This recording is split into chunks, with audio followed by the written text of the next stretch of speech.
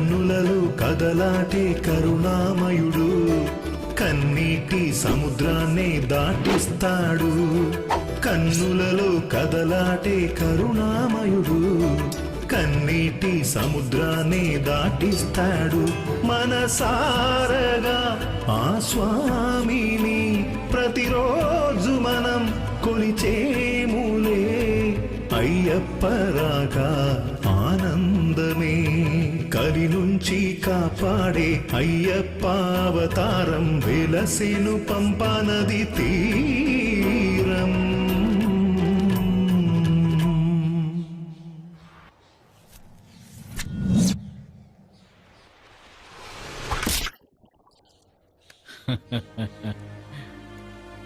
ఈ మణికంఠుడు ఒక సామాన్య బాలకుడు కానే కాడు.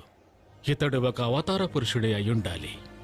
ఇతనికి గురువుగా ఉండి విద్యను నేర్పించటం నా పూర్వ